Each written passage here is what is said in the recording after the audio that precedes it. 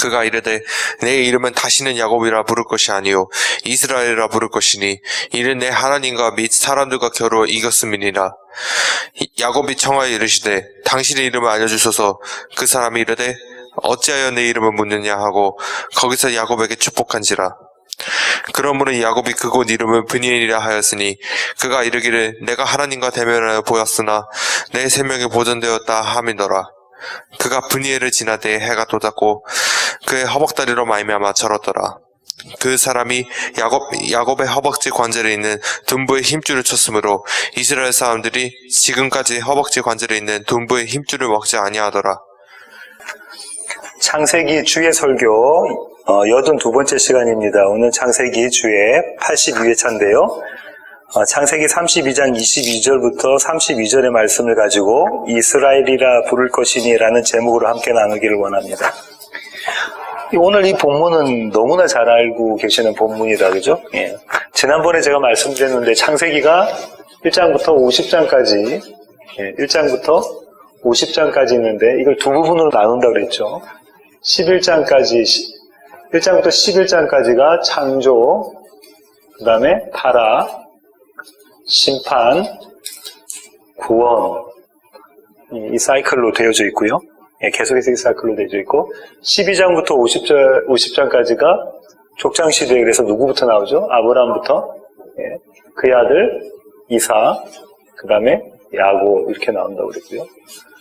이 야곱이 이스라엘로 바뀌는 장면이 오늘 나와 있는 32장입니다. 야곱이 이스라엘로 바뀌는 장면이 32장이고요. 야곱의 아들인, 야곱이 그렇게 아꼈던 아들이 요셉. 이스라엘이 요셉의 모셉이죠. 약간 예수 그리스도를 상징하는 게 요셉이잖아요. 그 요셉이 함께 하고 있는 이스라엘. 이것이 요셉이 사망하는 것으로 창세기 50장이 맞춰진다. 이렇게 말씀을 드렸습니다. 이런 구조 안에 아주 중요한 32장이, 그 32장 중에서 오늘 본문이 가장 중요한 대목입니다. 오늘 에피소드는 이런 제목들을 신학자들은 붙이는데, 하나는 야복 강가에서,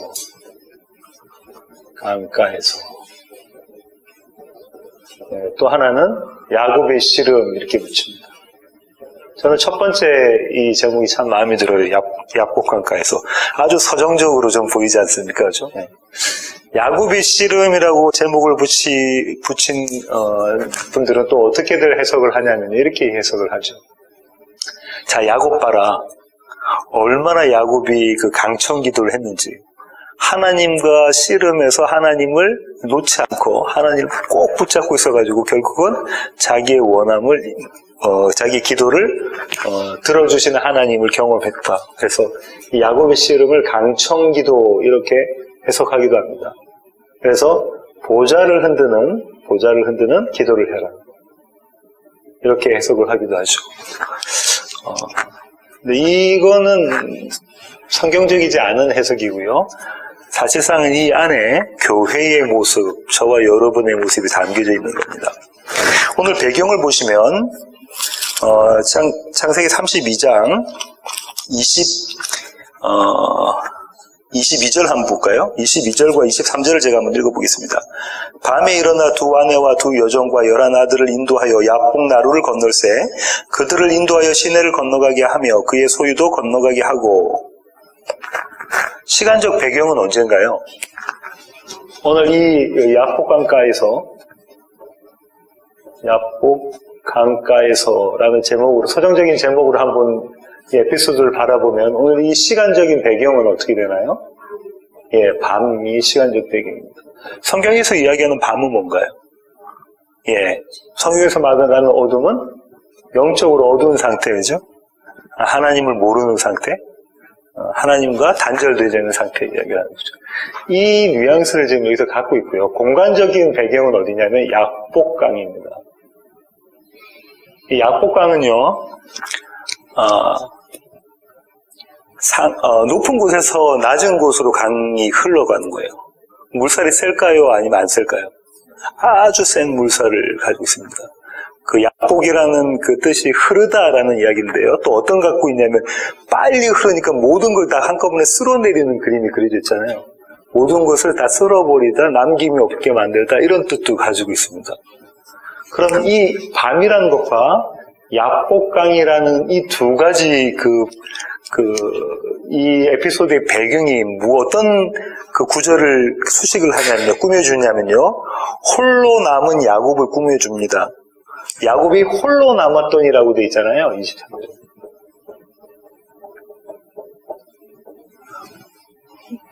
24절에 야곱은 홀로 남았더니, 그러니까 이 두 가지가 이것을 꾸며주고 있는 그림이 그려져 있죠. 이미 벌써 야곱 강가에서의 무대, 그 다음에 시간적으로는 밤, 이런 모습이 야곱의 상태, 그것을 보여주고 있죠.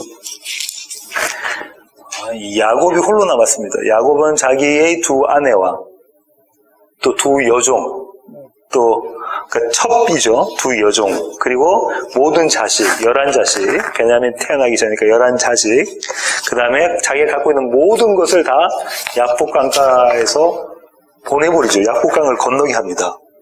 물살이 아주 세니까 가장 낮은 곳으로, 얕은 곳으로 가족들하고 모든 소유를 다 보내는 거죠.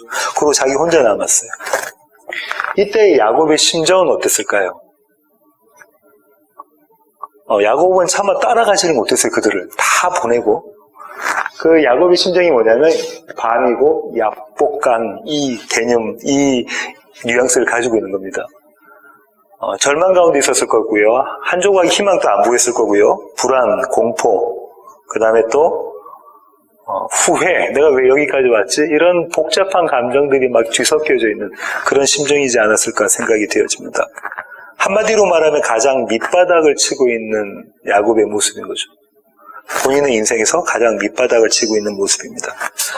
손으로 톡 건드리면 팍 터질 것 같은 그런 긴장감이 이 장면에 들어가 있다고 보시면 되겠습니다.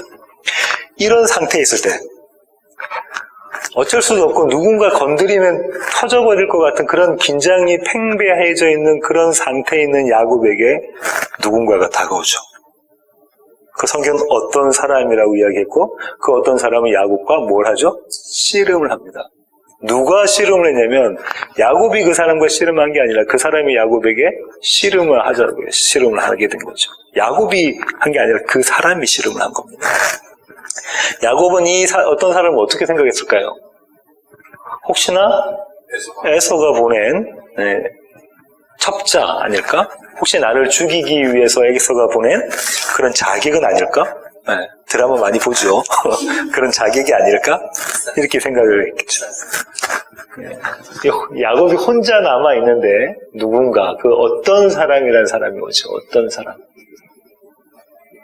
야곱은 이 사람을 아까 조금 전에 말씀드린 것처럼 자객 아니면 정탐꾼 이렇게 생각했을 수도 있습니다. 이 어떤 사람이 자기에게 와서 무엇을 하냐면 씨름을 하는 거예요. 성경은 이 어떤 사람을 누구라고 하죠? 하나님, 천사. 호세아서는 천사 또 하나님 이렇게 부르거든요. 육신을 입고 오신 하나님이시니까 누굴까요? 예수님입니다. 예수님. 야곱과 씨름한 그 하나님은 예수님이죠.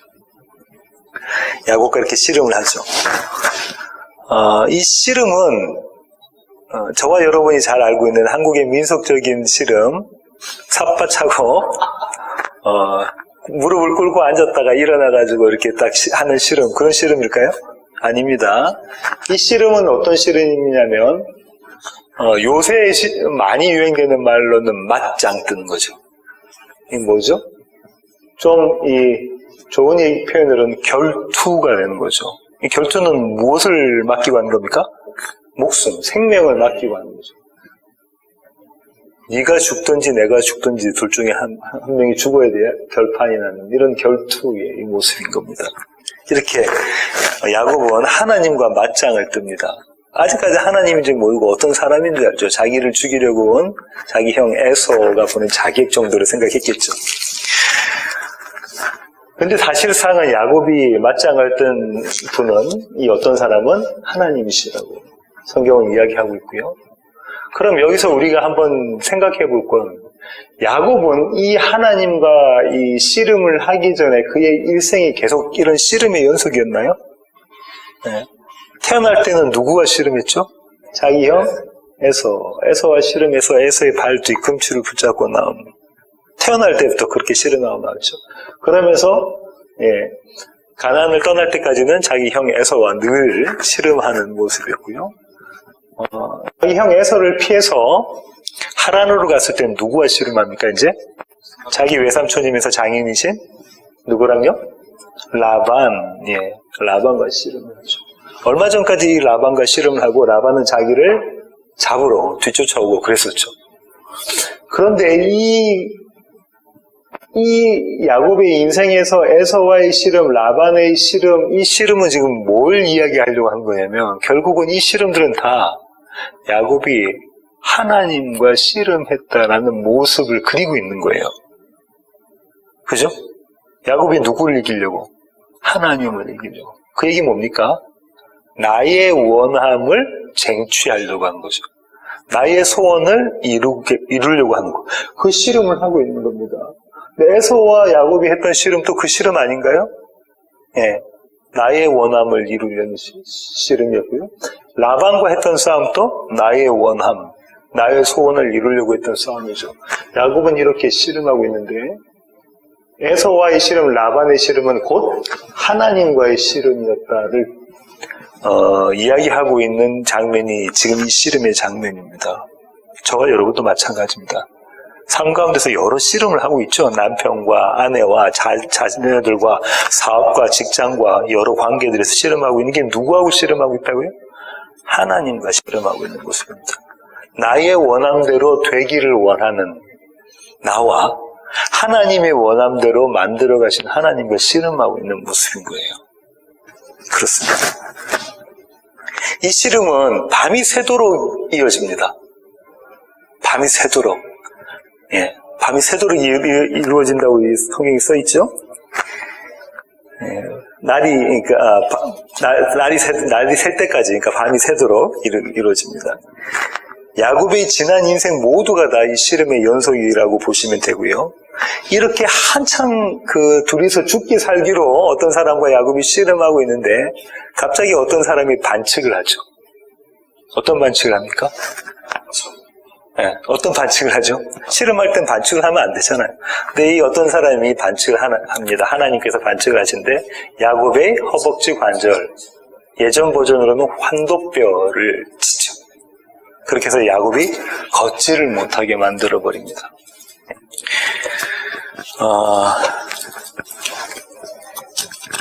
그 하나님께서 야곱의 환도뼈를 치신 그 이유가 뭔가요? 뭐라고 되어 있습니까? 25절 한번 볼까요? 창세기 32장 25절입니다. 자기가 야곱을 이기지 못함을 보고 그가 야곱의 허벅지 관절을 치매 야곱의 허벅지 관절이 그 사람과 씨름할 때에 어긋났더라. 하나님께서 야곱의 허벅지 관절을 왜 치셨다고 하죠? 이기지 못한다고 치셨다고. 하나님 이런 반칙을 하시는 분이시네요. 그죠? 하나님 이런 반칙을 하십니다. 씨름의 규정도, 룰도 잘 모르시는지 그렇게 하시면 안 되는데 야곱은 도저히 이길 수 없는 그 모습, 그런 반칙을 쓰셔가지고. 근데 그 이유가 당신이 야곱을 이길 수 없기 때문에. 여기에 또 아주 큰 이미지가 담겨져 있는데요. 야곱이 이길 수 없다. 그러면 거기서 우리는 뭘 볼 수 있습니까? 야곱의 집념, 야곱의 집착, 야곱의 욕망 이런 게 보여집니까? 유도순 목사님은요. 어떻게 말씀하셨냐면 이 부분을 아주 문학적으로 표현하셨는데요. 야곱의 손이라고 얘기해놨어요. 이 야곱의 손은 태어날 때부터 자기 형 에서를 움켜쥐고 나온 손. 염소 가족을 뒤집었었던 손. 그죠? 자기 아버지 이삭을 속이기 위해서 염소 가죽을 뒤집었었던 손. 신풍나무 껍질을 벗겼던 손. 그죠? 그거 가지고 어떻게 하려고? 모든 외삼촌의 양들을 아롱지고 흠 있는 걸로 만들어내기 위한 그 손. 그 다음에 조금 더 이전을 거슬러 가면 그 손을 뭐 했냐면 팥죽을 쓰던 손이었다. 그죠? 팥죽으로 뭘 살려고? 장자권 살려고, 자기 형의 해석에 장자권 살려고 팥죽을 쓰고. 그날에는 어떤 손이냐면 그날 아침 아니면 그 하루 전이든지 그날 아침에는 뭐 했던 손이냐면 자기 형 에서의 마음을 위로하기 위해서 달래기 위해서 선물을 예쁘장하게 포장했던 그 보따리 선물을 꾸렸던 그 손 이렇게 표현하고 있고요. 이 손으로 지금 누구의 발꿈치를 잡고 있습니까? 하나님의 발꿈치를 잡고 있습니다. 나를 좀 살려주세요. 이렇게 잡고 있는 그런 모습인 거죠. 그때 하나님은 야곱의 환도뼈, 허벅지 관절을 내리치시고요. 야곱은 환도뼈 관절이 골절되는 그런 사태를 맞이하게 됩니다. 히브리 사람들에게 있어서 환도뼈라는 것, 허벅지 관절,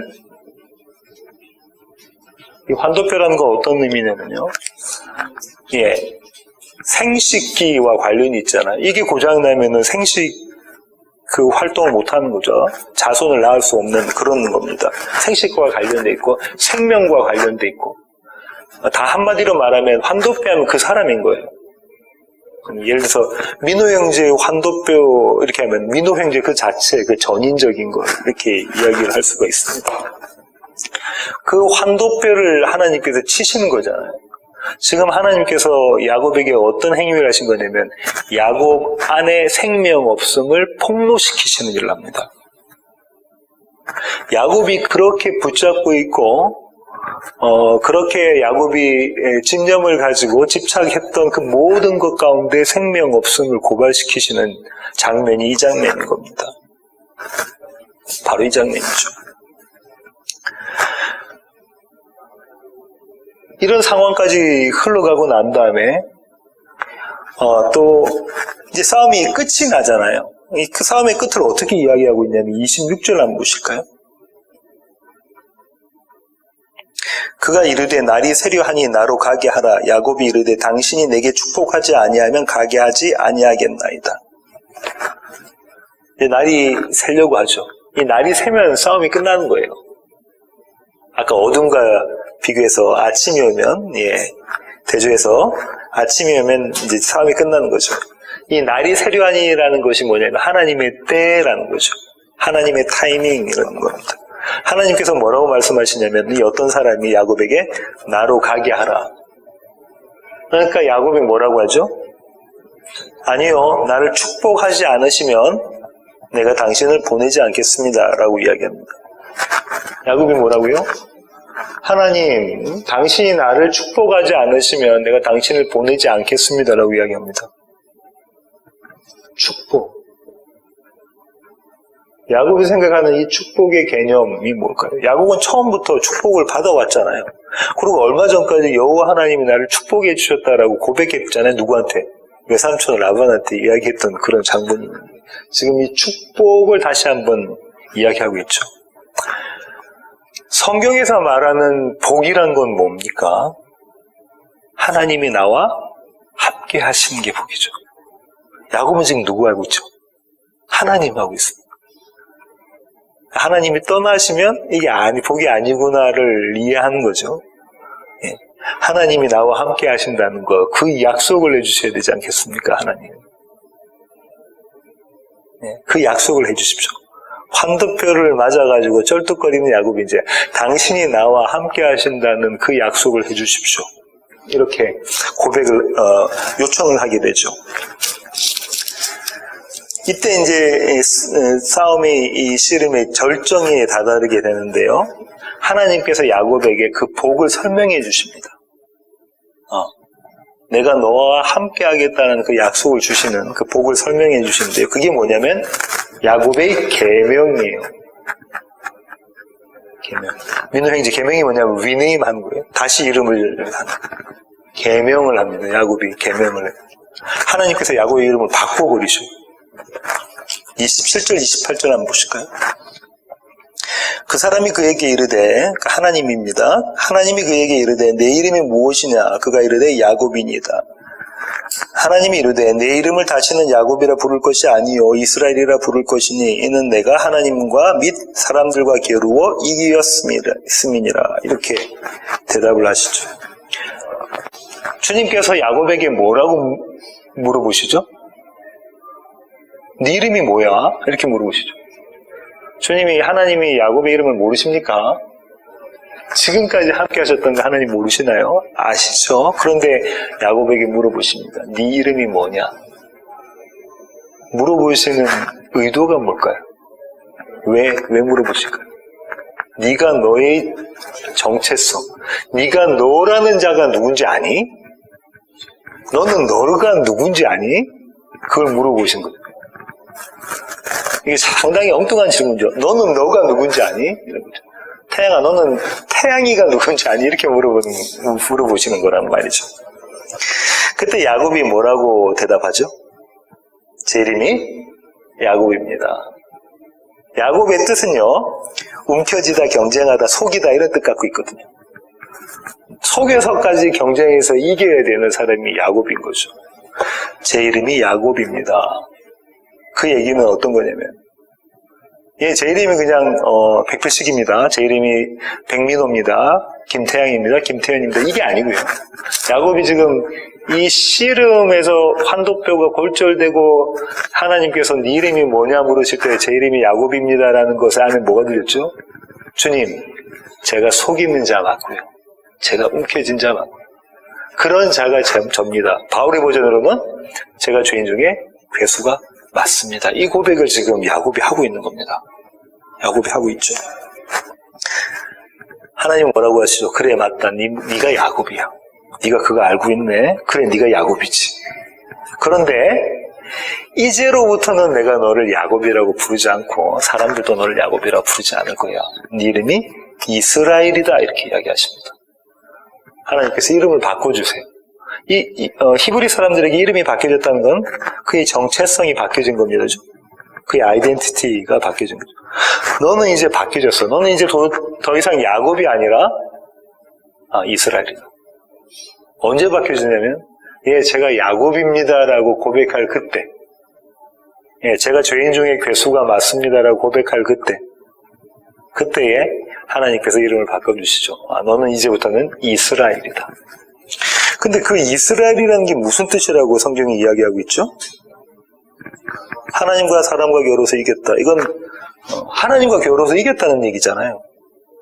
하나님이 그러면은 야곱과 씨름에서 지셨다는 얘기잖아요. 도대체 이게 뭘까? 야곱과 하나님이 씨름을 해서 야곱이 승, 하나님 패라는 거잖아요. 야곱이 승, 하나님 패. 그죠? 하나님과 사람이 겨루어서 사람이 하나님을 이긴 자리가 어딥니까? 십자가입니다. 하나님과 사람이 겨루어서 씨름을 해서 이긴 자리가 어디냐면 십자가죠. 야곱은 야곱의 욕망을 위해서 그것이 소원으로 하나님께 강청기도를 하잖아요. 그죠? 나 살려내라는 거잖아요. 나 살려내. 내가 왜 이런 대우를 와? 내가 왜 이런 형편 가운데 있어야 돼? 내가 원하는 대로 나를 살려내. 하나님은 종이죠. 나를 살려내. 내가 기대한 하나님이 아니면 어떻게 하는 거죠? 그분을 죽여버리는 거죠. 야곱과 하나님이 씨름했던 자리가 그렇게 어딜까요? 골고다 언덕 십자가인 겁니다. 하나님은 뭐라고 이야기하시냐면 그래 네가 나를 이겼어 했던 자리가 그 자리라니까요. 끝끝내 하나님마저 이겨버려야 되는 야곱의 모습이 드러난 자리가 어디냐고요? 십자가. 끝끝내 야곱이 하나님마저 물리쳐서 내가 하나님 되겠다라고 선포했던 자리, 그렇게 주장했던 자리, 그렇게 노력했던 자리, 그렇게 힘을 다 쏟았던 자리가 어디냐면 십자가입니다. 사람들이 뭐라죠? 예수를 십자가에 달아. 그렇게 이야기합니다. 그 자리가 십자가죠. 다시 말하면 이스라엘이 드러난 자리가 어디라고요? 십자가입니다. 이스라엘. 여기 근데 이중적 의미가 담겨져 있어요. 복음의 비밀은 뭐냐면 이 자리가 야곱이 승리한 자리입니까? 하나님이 승리하신 자리입니까? 하나님이 승리하신 자리잖아요. 그죠? 세상은 세상이 승리한 자리라고 생각했던 그 자리가 누가 승리하신 자리냐면 실제로는 하나님이 승리하신 자리잖아요. 이스라엘이라는 이름 안에 그게 담겨져 있습니다. 네가 하나님과 겨루어서 네가 이겼어? 그런데 그 자리가 너의 이기는 그 모습이 적나라하게 폭로되는 그 자리고 그 결과 내가 그 자리에서 이기는 자리야. 그것이 이스라엘이라는 이 이름 안에 담겨져 있는 거죠.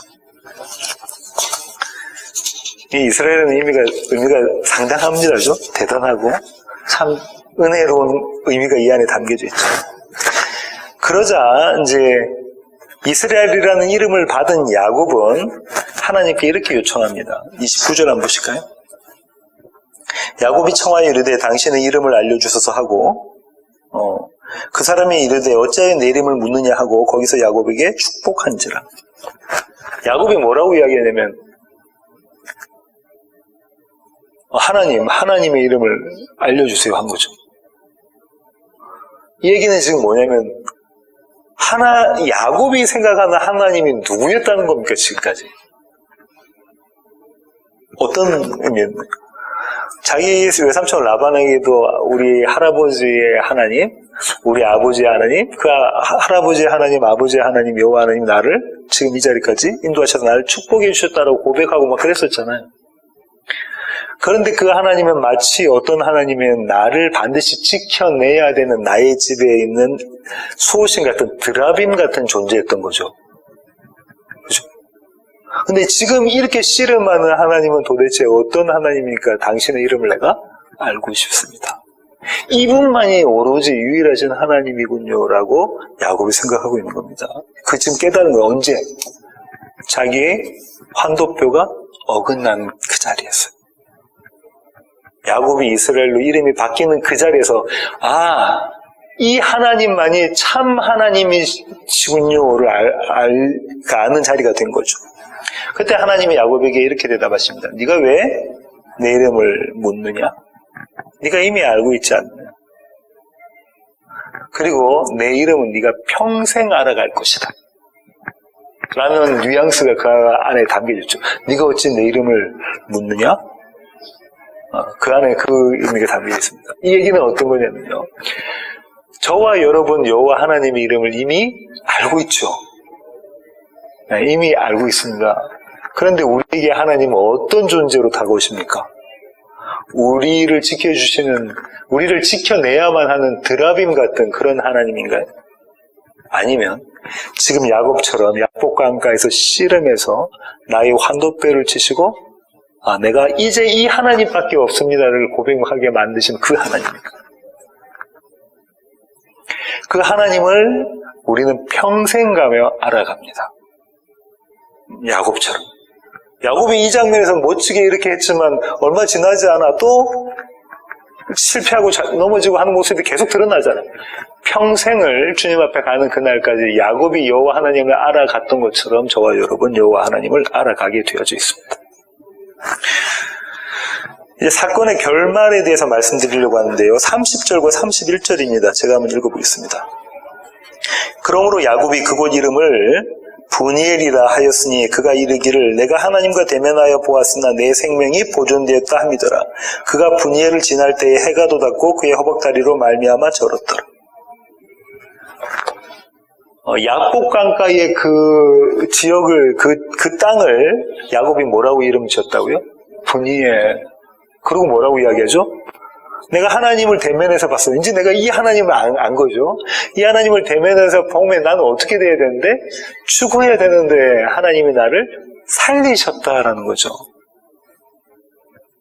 이게 약복강가의 의미가 있는 거죠. 이게 이스라엘이라는 거죠. 우리는 그분을 죽였는데 그분이 우리를 살려내시는 그 장면이 여기 담겨져 있죠. 야곱이 이것을 깨닫습니다. 브니엘이 그런 의미인 거죠. 그때에 해가 돋았고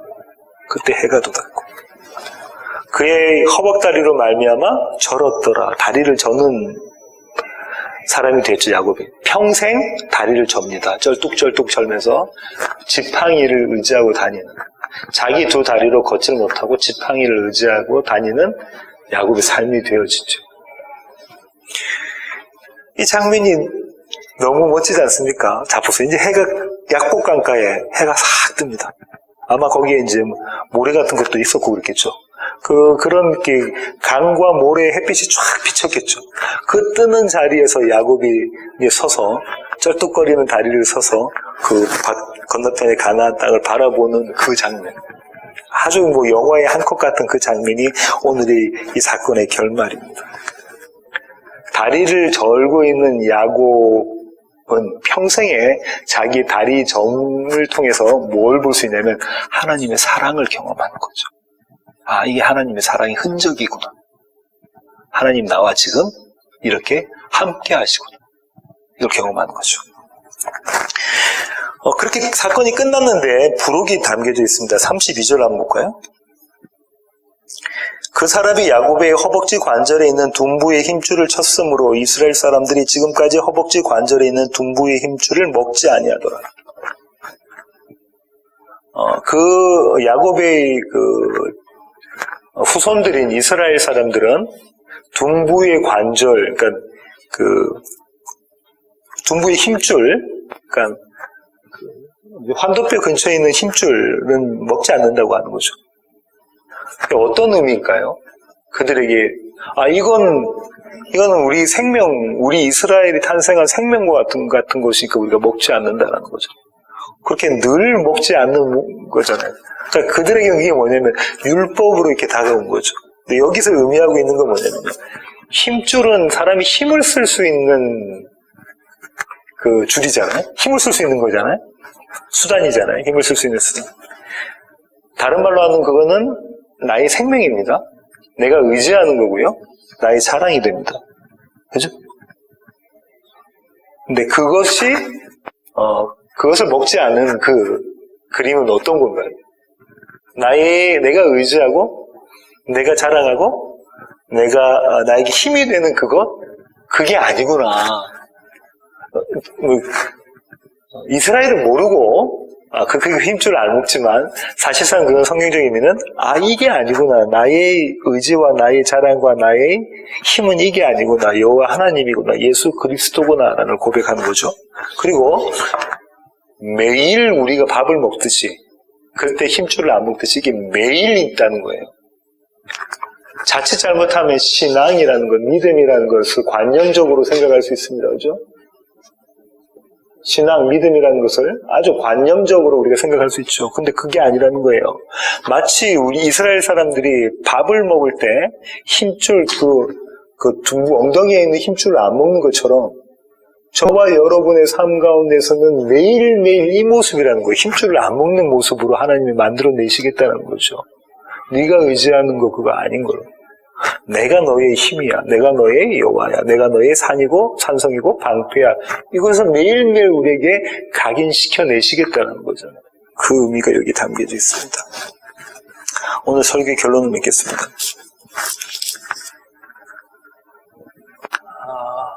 하나님은 씨름하시고 난 다음에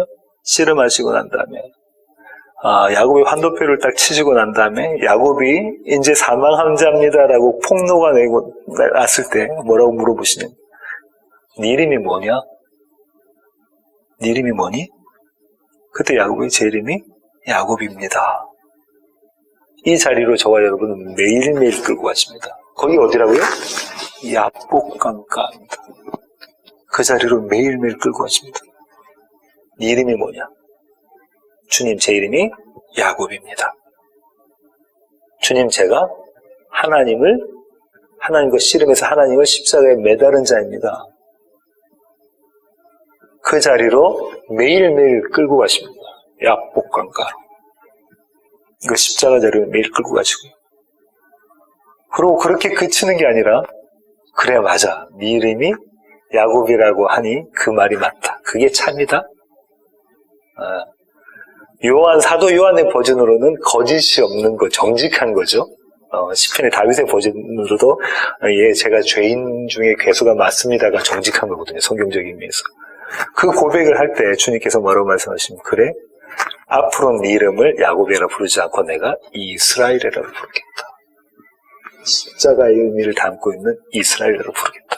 내가 너를 이렇게 세우겠다. 네가 나를 죽였지만 내가 너를 이렇게 세우겠다. 야곱이 하나님과 함께 한 자리가 그게 복이잖아요.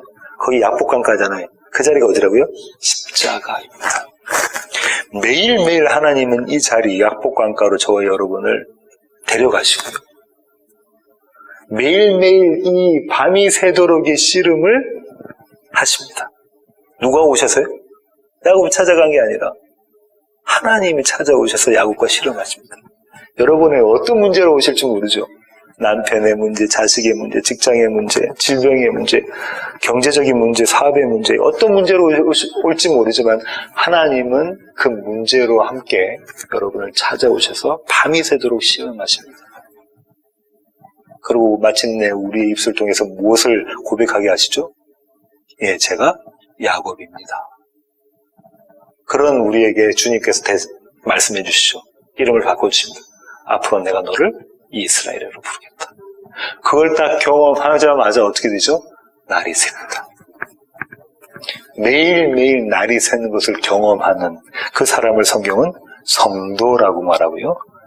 교회라고 이야기합니다. 이런 은혜가 함께 하시는 우리 세워지는 교회 모든 가족 되기를 원합니다.